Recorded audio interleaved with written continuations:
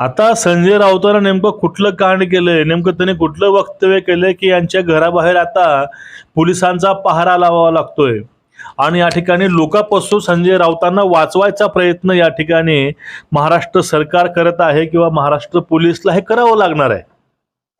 इच्छा नसताना किंवा असताना हे जे लोकांना चेतवायची कामं करतात अशाच लोकांना प्रोटेक्शन द्यावं लागतं, हे दुर्दैव आहे.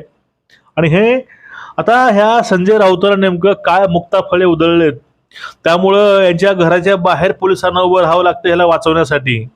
नेमकं काय लेनिनचा वाद किंवा सध्याचं जे काही यांचं वक्तव्य आहे, ट्विट आहे, आपल्याला या सगळ्याविषयी या व्हिडिओत मित्रांनो माहिती घ्यायची आहे, आपलं पाहायचं आहे पूर्ण पडताळून. सर्वांना विनंती आहे मित्रांनो, चॅनलला सबस्क्राईब करा, बेल आयकॉन दाबा, व्हिडिओ शेअर करत चला, लाईक करा आणि सर्वांना रामकृष्ण हरी, राम राम, नमस्कार. बघा, संजय राऊत म्हणजे आपल्याला देवानं तोंड दिलंय, यानं काहीही निरर्थक बडबड करायचंय म्हणून मोदी द्वेषापोट, शिंदे द्वेषापोटी आणि फडणवीस द्वेषापोटी, एकूणच भाजप आणि सत्ताधारी यांच्या द्वेषातून तो व्यक्ती मानसिक संतुलन जसं बिघडावं तसं वक्तव्य नेहमी करत असतो. यामध्ये नवीन काहीच नाही. पण जे ह्या लेवलला जाऊन टीका केली आहे, स्वतःला 100% कसा खरा किंवा कसे योग्य दाखवून ते पुढचे लोक जे आहेत सत्तेवरील ते कसे अयोग्य आहेत हे दाखवायचा प्रयत्न केलेला आहे. आता त्यांचं एक वक्तव्य होतं, त्यांनी एक ट्विट केलंय सर्व भारतीयासाठी.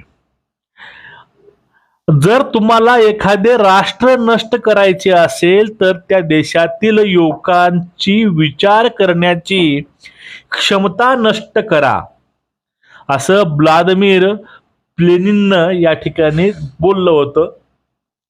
आणि त्यांनी खाली इंटू ब्रॅकेट त्यांनी एक वाक्य लिहिलेलं आहे, सध्या भारतीय युवक असाच भरकटलेला आणि मंद झालाय, खाली लिहिलंय जय श्रीराम. आता ह्या शेवटच्या वाक्यावरती आपल्याला आपण शेवटी येऊ. पण जे काय पहिलं यांचं वाक्य होतं, यांचं म्हणजे जे काही व्लादिमीर लेनिनचं वाक्य होतं ते सर्व भारतीयासाठी यांनी कोट केलं होतं. त्यामध्ये जर तुम्हाला एखादे राष्ट्र नष्ट करायचे असेल तर त्या राष्ट्रातील युवकांची विचार करण्याची क्षमता नष्ट करा. आता ह्या तरुणाची विचार करण्याची क्षमता नष्ट कोण केली आहे? भारत हा लोकशाहीवरती चालतो. भारतीय संविधानिक ज्या संस्था आहेत हा निष्पक्ष निरपेक्ष काम करतात आणि सर्व ठिकाणी लोकशाहीवरती आपलं कार्य चालतं. हे साधा सिद्धांत हा भारताचा आहे, भारतातील लोकशाहीचा आहे. भारतातील लोकशाही ही मृत पावली आहे, अर्थव्यवस्था मृत पावली आहे, किंवा भारताचे इलेक्शन कमिशन हे चोर आहे, भारतातील न्यायालयावर यांचा विश्वास नाही.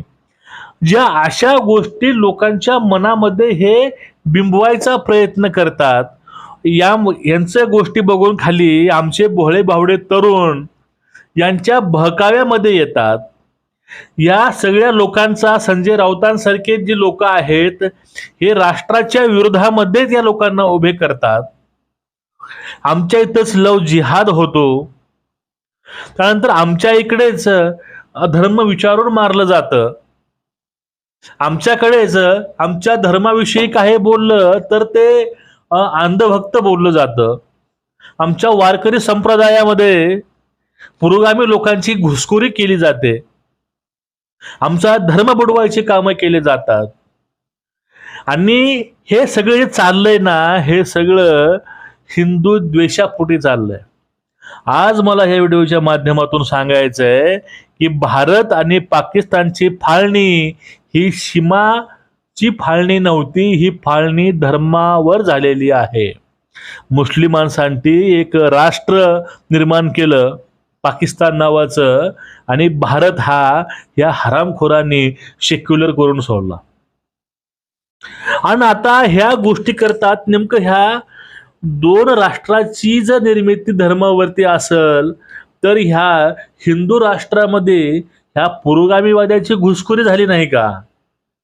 मग या घुसखोरीविषयी लोकांचे, तरुणाचे जे काही मन चिथवणारे काम करते कोण? हेच करतात.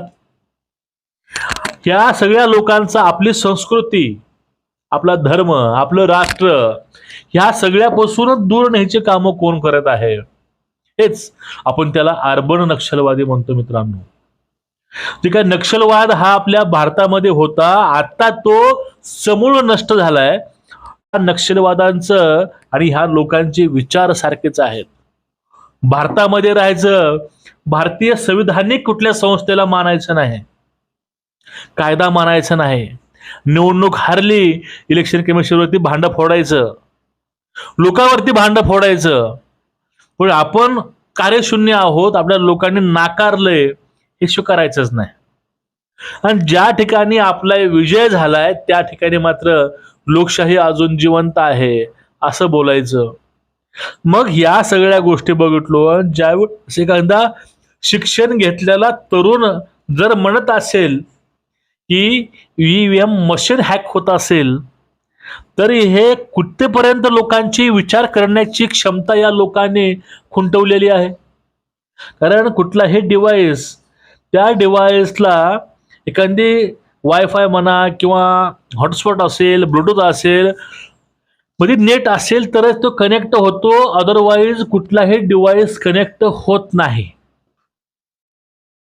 मग त्या व्हीव्ही पॅडवरती कुठलंही डिव्हाइस काम करत नाही आणि ते कसंही हॅक होत नाही.